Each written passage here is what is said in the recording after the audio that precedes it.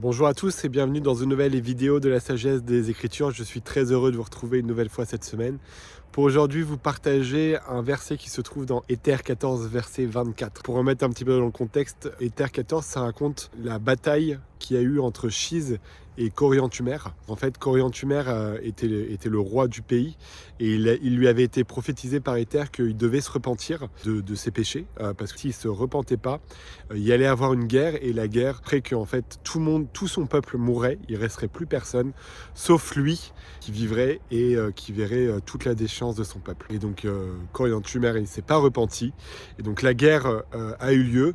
Dans cette guerre, il y a Chise du coup qui est son principal opposant, qui est le commandement des forces ennemies, qui, on lit dans le verset 14, qui s'est promis de faire mentir la parole du Seigneur, que du coup le roi ne mourrait pas et qui verrait la fin du peuple, parce que du coup Chise a décidé de tout simplement tuer le roi.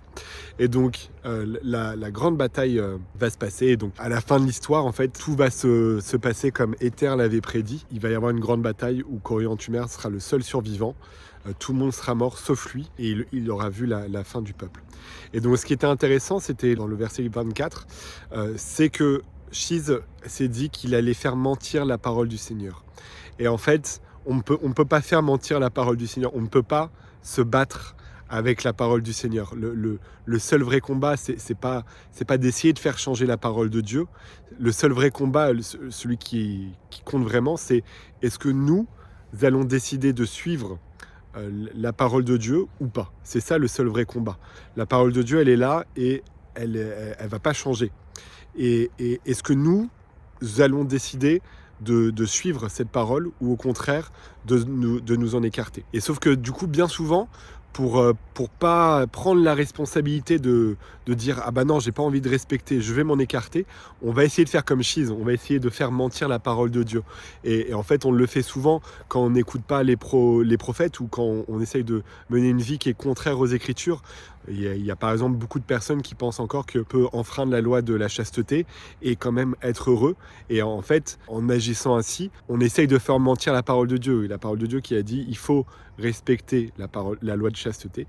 Et en fait, il y a beaucoup de personnes qui se disent ah bah non, en fait, moi je peux très bien être heureux tout en vivant tout en ne respectant pas ce commandement, mais tant d'autres choses que Dieu a pu parler, soit directement dans les Écritures, soit à travers le prophète.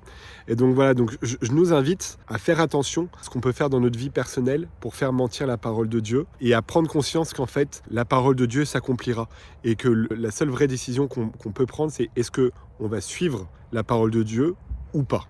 C'est ça la seule chose qu'on peut faire, parce que ce qui est sûr, c'est qu'on ne pourra jamais faire changer la parole de Dieu.